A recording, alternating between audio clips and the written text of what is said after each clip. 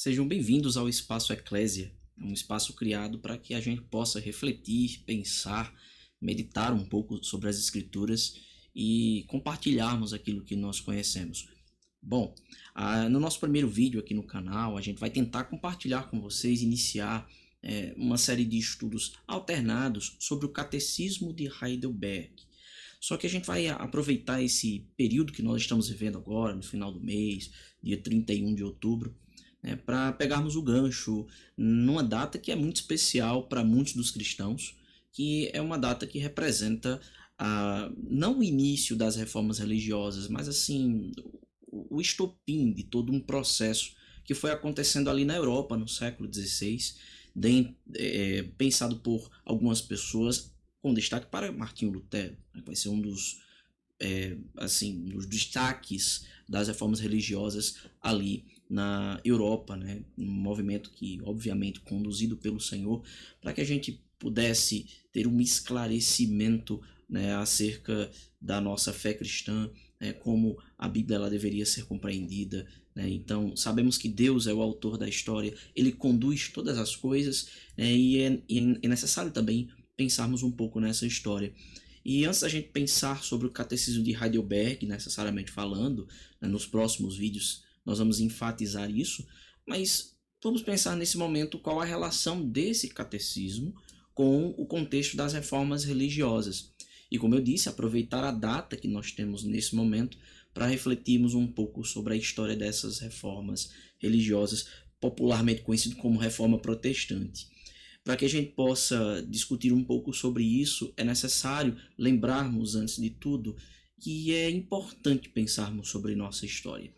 A história ela é importante para entendermos nossas origens, entendermos inclusive os erros do passado, como esses erros podem ser tidos como lições para nós aqui nos tempos atuais, para que nós busquemos não cometer as mesmas falhas.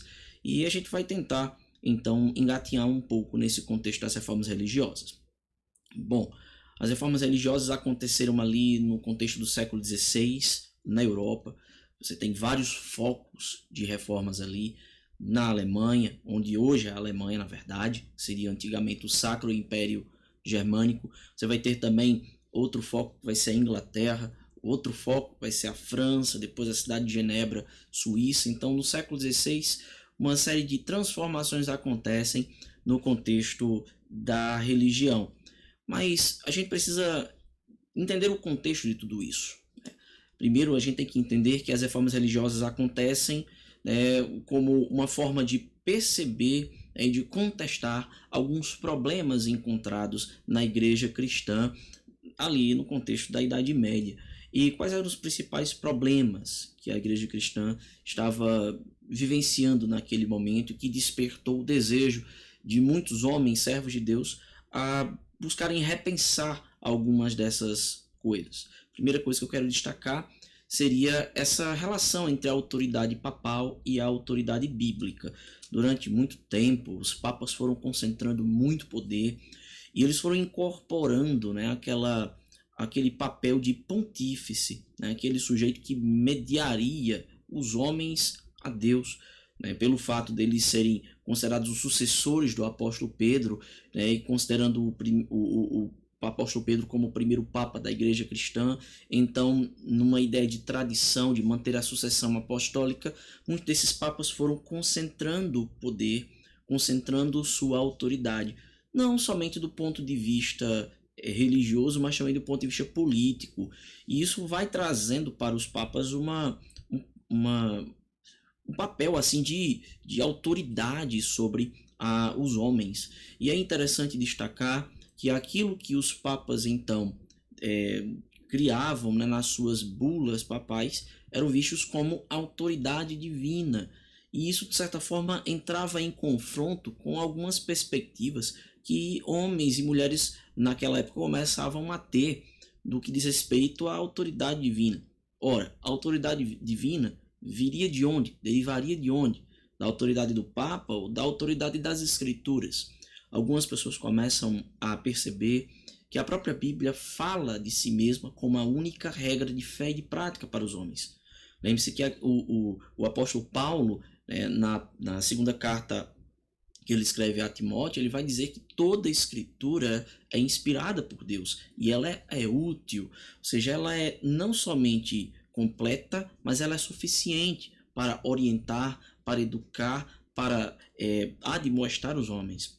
Então, o primeiro grande problema naquela época era justamente em relação à autoridade dos papas, a autoridade da tradição da igreja, contra a ideia da autoridade da Bíblia. Não que a Igreja Católica, obviamente, era contra a autoridade bíblica, mas a tradição da Igreja e os escritos do Papa eram vistos como tendo igual autoridade se comparado com as Escrituras. Outra coisa interessante também destacar é essa doutrina da salvação, essa soteriologia baseada nos méritos humanos. Isso era um grande problema se a gente fosse, por exemplo, pensar que a escritura ela enfatiza cada vez mais a ideia de que a salvação é pela graça do Senhor, que a salvação se dá pelo ato de bondade e misericórdia do Senhor para com os homens. Não vem das obras, não vem dos méritos humanos, e é assim que a escritura nos ensina. E foi dessa maneira que alguns homens no século XVI começaram a meditar nas escrituras e a concluir a ideia de que a Igreja Católica ela estava indo por um caminho perigoso. Qual era o caminho perigoso? Lembra-se que no contexto do século XVI, a Igreja Católica ela investiu na questão da venda das indulgências, a venda da salvação. E isso era um grande problema, porque se na Bíblia, se nas Escrituras, se dizia que o homem, por si só, ele não pode merecer a salvação, mas a salvação era um ato divino, como então eu poderia comprar a salvação? A salvação, então, não deveria ser vista como um ato humano, como um ato de obra humana, mas sim um presente recebido pelo homem através de Deus. Né? As obras seriam então uma consequência de uma vida comprometida, de uma vida grata ao Senhor que deu a salvação de graça aos homens. Então esse foi um problema também encontrado naquela época. Outra, você tem uma compreensão eclesiológica que excluía os fiéis. E aí nós temos, por exemplo, uma compreensão na Igreja Católica de que a Igreja de Cristo era sinônimo do clero. Então, os padres, os bispos, os arcebispos, aqueles que faziam parte da hierarquia da Igreja Católica, eram de fato membros da Igreja. Os fiéis, eles não eram membros da Igreja, mas simplesmente eles dependiam da Igreja para salvar-se. Você lembra, inclusive, há uma má interpretação daquela ideia que vem lá dos pais da Igreja, né, de que fora da Igreja não há salvação. Então, a ideia de que os fiéis precisavam estar sempre em contato com a igreja, com os membros do clero, para que eles pudessem ter a salvação comunicada a eles. E isso seria uma compreensão equivocada, uma vez que homens daquela época começam a observar nas escrituras que o ser humano, que aquele que foi salvo pela graça do Senhor, pode ter livre acesso direto ao Senhor e fazer parte, sim, da real igreja de Cristo, da igreja invisível de Cristo. Outro problema, para a gente fechar, que era um problema que inquietava esses reformadores ali no século XVI, era uma doutrinação sem contato do fiel com as Escrituras. Óbvio que nós temos ali algumas dificuldades na época, né, de você não ter uma Bíblia impressa, uma Bíblia manuscrita e semelhante a praticamente uma biblioteca de fato. Então era muito difícil alguém, né, ter uma Bíblia em casa. Inclusive também era muito difícil alguém ter acesso à leitura bíblica no sentido de alfabetização. Você tinha uma Bíblia escrita em latim ou em grego e pessoas que falavam suas línguas locais, suas línguas nacionais, que não tinham a Bíblia acessível na sua própria língua, e pessoas também que não tinham a alfabetização necessária para ler alguma coisa. Então, esse era um grande problema, né? Por que não, então, ensinar o povo a ler? E por que não ensinar o povo a ler as Escrituras em sua própria língua? Então, havia um problema a ser resolvido naquele contexto do século XVI que incomodava esses reformadores. Algumas coisas acabaram ajudando os reformadores no século XVI a disseminar as suas ideias. Do ponto de vista histórico, nós temos aqui uma série de fatores que acabam contribuindo decisivamente para que essas reformas religiosas surtissem o efeito desejado a partir dos primeiros anos do século XVI. Digo isso porque em séculos anteriores você vai ter homens como John Huss, como John Wycliffe, que vão tentar questionar a Igreja Católica e vão tentar, inclusive, propor uma volta à doutrina dos apóstolos, uma volta às Escrituras, e esses dois sujeitos vão ser assim, completamente rechaçados pela Igreja Católica, inclusive sofrendo o próprio martírio por conta disso, né? E o contexto em que eles viviam, o contexto histórico que eles viviam, de certa maneira não foi um contexto que os ajudou na disseminação das suas ideias e de suas convicções, mas nós entendemos que Deus ele é o artífice da história e ele controla todas as coisas e sabe muito bem quando agir. E os primeiros anos do século XVI mostraram um contexto bem favorável para a disseminação das ideias reformadas. Você tem, por exemplo, o contexto do renascimento cultural, que trazia a ideia de que o ser humano ele era um ser racional, ou seja, o desejo de compreender racionalmente o mundo e trazer o homem de volta ao papel do protagonismo da história, trouxe essa ideia de um ser humano ativo, que é capaz de raciocinar, que pela sua consciência é capaz de compreender o mundo, as leis da natureza e a interagir neste mundo. E de certa maneira esse clima, né, de racionalismo, esse clima de protagonismo humano no que diz respeito à produção do conhecimento, também invade a área da religião, invade a ideia de pensar a própria relação do homem com Deus. Ou seja, o fiel não é aquele que assiste de forma passiva uma missa. O fiel não é aquele que simplesmente escuta a palavra e simplesmente reproduz aquele modelo. Pelo contrário, Deus deu ao ser humano a capacidade de pensar, de refletir, de poder ter acesso à Escritura e poder, pelo Espírito Santo, compreender a vontade de Deus. Veja como o pensamento renascentista, com essa ênfase ao racionalismo, ajuda a pensar, a repensar a religião cristã. E nesse contexto você começa a perceber como as reformas religiosas que estão naquele mesmo período enfatizavam também a busca pelas escrituras, o pensamento racional, a investigação e a meditação nas escrituras. Ou seja, a relação com Deus não é uma relação meramente passiva, mas também uma relação ativa, em que eu penso, em que eu reflito, em que eu medito, em que eu oro ao Senhor, e eu não preciso necessariamente de mediadores para chegar até a presença de Deus e entrar na sala do trono do Senhor e conversar com Ele, compartilhar com Ele as minhas angústias, as minhas dores e também aquilo que eu percebo do mundo. É interessante também pensarmos em outra coisa além do renascimento cultural. A formação dos estados nacionais, de certa forma, foi uma providência divina para que as ideias das reformas religiosas pudessem também se consolidar na Europa, uma vez que a autoridade papal era questionada por alguns nobres e reis que desejavam maior poder político. E nesse sentido, veja como Deus também acaba direcionando a intenção dos corações humanos para cumprir seus propósitos. Porque vejamos, alguns reis, alguns nobres que não estavam à vontade com a intromissão do Papa em assuntos políticos, vão acabar abraçando esses reformadores, uma vez que essas reformas religiosas, por contestarem o poder do Papa, por proporem a ruptura com a relação com o Papa, vai ser assim uma ideia que vai ser conveniente a esses reis. E de forma providencial, Deus acaba trazendo esse contexto também para que essas reformas se consolidassem na Europa. Uma vez que alguns nobres, alguns reis, rompendo com os papas, vão abraçar esses reformadores. Alguns por plena convicção daquilo que estavam fazendo. Outros por mero oportunismo de romper com as relações com a Igreja Católica. Mas no fim das contas, independentemente das intenções dos corações humanos, Deus ele providenciou tudo isso para que essa reflexão sobre a Escritura, a reflexão sobre o relacionamento com Deus pudesse ser disseminado para mais pessoas ali no continente europeu.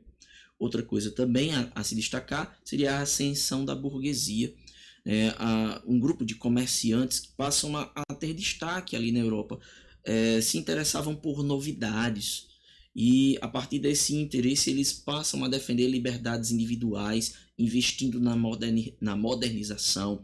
Eles ficavam muito incomodados com a forma como a Igreja Católica naquela época via a ideia de trabalho, via a questão do lucro como sendo pecaminoso, via o trabalho como sendo um castigo de Deus para os homens, e essa burguesia ela passa a questionar isso. Por que não pensar no trabalho como sendo uma dádiva divina? Por que não pensar no trabalho como sendo uma forma de esforço próprio, uma forma de refletir a própria imagem de Deus como um Senhor que trabalha, como um Deus que trabalha constantemente, mantendo a ordem das coisas, mantendo a ordem do mundo? E a burguesia, nessa busca por novidades, estava mais sensível também a escutar aquilo que os reformadores tinham a dizer. Ou seja, eram ideias religiosas que pareciam ser novas naquela época, mas eram nada mais do que a tentativa de resgate às escrituras. Porque no fim das contas, os reformadores, eles acreditavam piamente que o único meio de romper com os equívocos doutrinários, eclesiológicos e éticos da igreja naquela época era retornando inevitavelmente para o conhecimento das escrituras. É importante a gente lembrar aqui que quanto mais a gente se distancia das escrituras, mais fora da vontade de Deus nós estamos. Quanto mais nós estamos longe das escrituras, menos a gente compreende a vontade de Deus para as nossas vidas.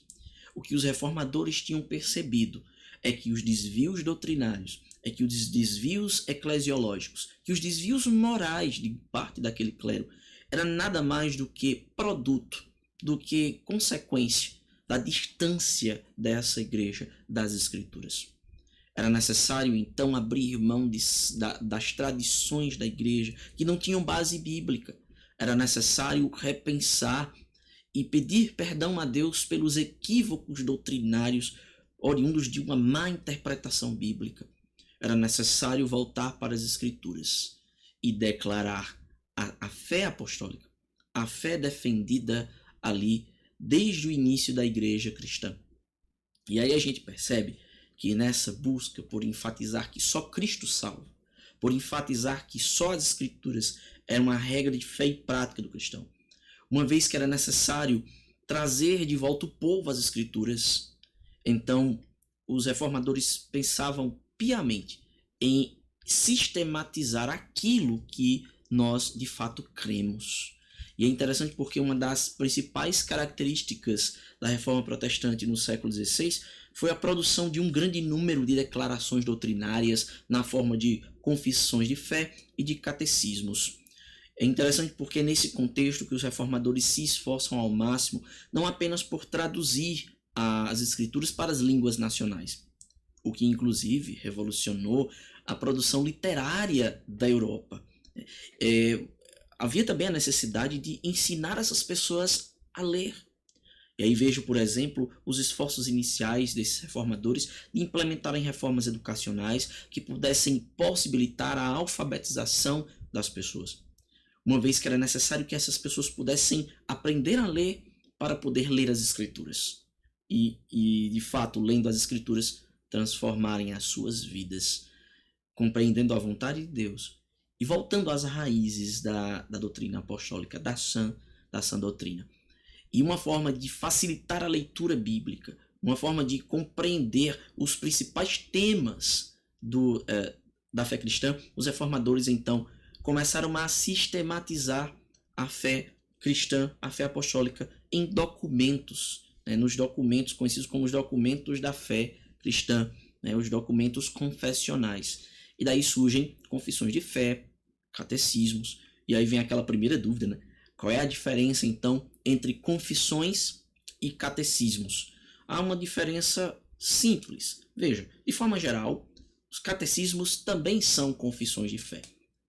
Representam aquilo que nós, enquanto cristãos, compreendemos sobre as escrituras, compreendemos sobre o evangelho. No entanto, a diferença entre confissões de fé e catecismos A diferença está basicamente na forma, ou seja, os catecismos são declarações de fé escritas na forma de perguntas e respostas, que na época da Reforma serviam aos mesmos propósitos que as confissões.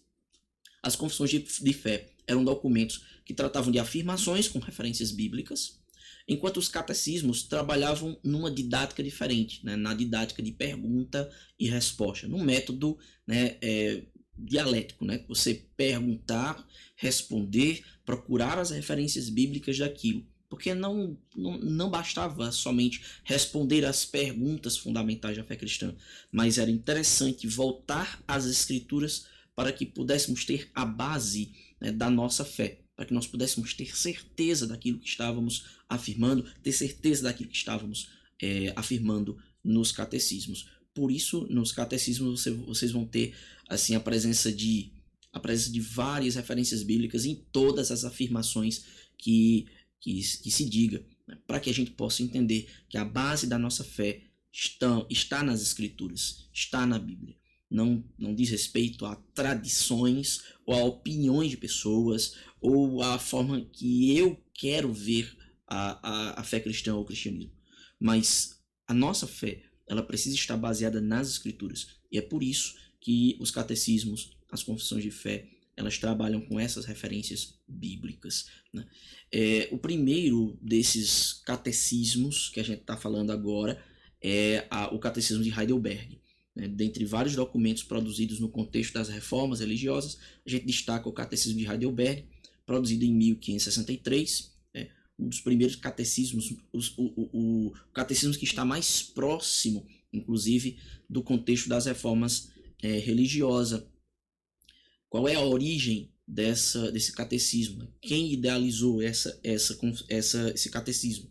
A gente vai destacar dois sujeitos, Zacarias Ursino e Gaspar Oleviano, dois, né, reformadores que se destacaram ali na região onde hoje é a Alemanha.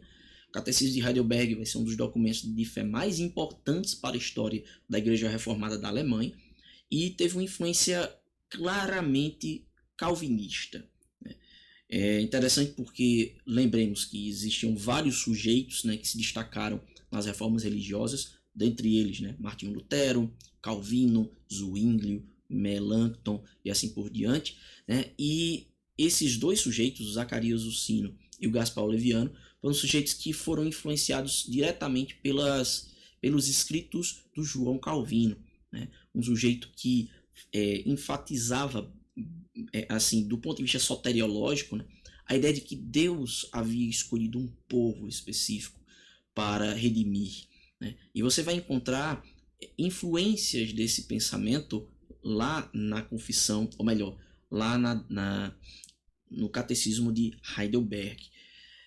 É interessante que esse catecismo ele vai ser muito importante, não apenas para o contexto da reforma, mas também para os dias atuais, para a nossa contemporaneidade. Esse catecismo de Heidelberg, nas últimas décadas do século XVI, já contava com 43 edições e traduções. E em 1981, mais ou menos, nós tínhamos ali mais de 200 versões identificadas, né, do catecismo de Heidelberg. Você entender a importância desse catecismo para a compreensão das escrituras, para a compreensão da fé cristã. Lembrando que a Holanda se transforma na maior área de influência do catecismo de Heidelberg por volta do século XVI, né? E você tem um grande reduto de calvinistas na Holanda, né, a partir daquele momento ali. Como é que a gente pode entender a estrutura do catecismo de Heidelberg? E a partir desses últimos momentos agora do nosso vídeo, a gente vai tentar trazer aqui, Luiz, a estrutura do catecismo de Heidelberg, para que no próximo vídeo, né, para que na próxima oportunidade a gente já possa destacar o próprio catecismo de Heidelberg e possamos assim meditar sobre as verdades que nós podemos encontrar nas escrituras guiados pelo catecismo de Heidelberg. Vamos pensar o seguinte, a base do catecismo de Heidelberg vai ser a epístola de Paulo aos Romanos. Você vai ter aqui duas perguntas introdutórias e 3 itinerários temáticos. As primeiras perguntas dizem respeito à nossa realidade em termos de segurança na fé. Ou seja, qual é o teu consolo na vida e na morte? como sou salvo de meus pecados e de minha miséria.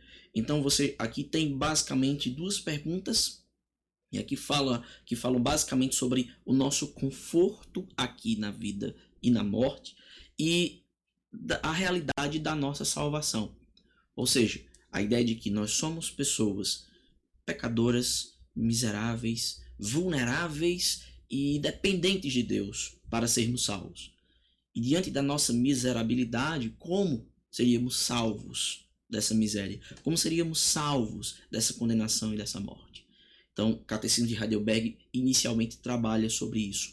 E depois nós temos aqui três coisas, três eixos itinerários que diz respeito, inclusive, à nossa realidade como seres humanos resgatados pela graça de Deus.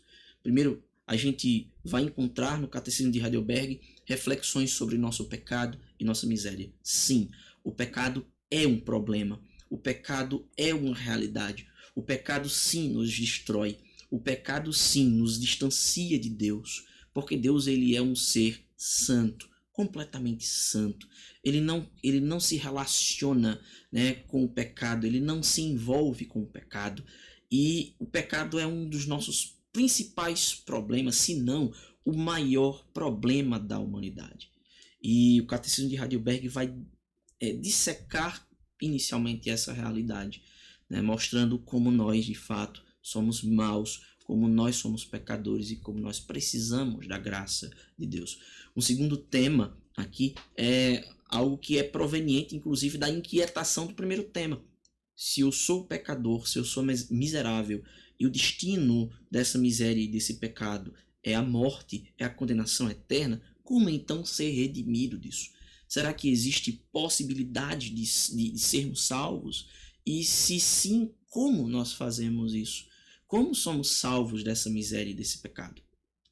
Um terceiro momento, e é interessante porque cada tema ele diz respeito a outro tema, né? E como nós podemos ser gratos, então, a Deus pelo fato de sermos salvos? Se nós somos alcançados pela graça de Deus, como Deus nos resgatou, como então podemos ser gratos a esse Deus? Como podemos então revelar e expressar ao Senhor a nossa gratidão? Então, o Catecismo de Heidelberg vai tratar justamente disso. É interessante porque tanto as perguntas quanto os itinerários temáticos vão ser explorados a partir de três grandes referências. Ou seja, a oração do Pai Nosso, os 10 mandamentos e o credo apostólico.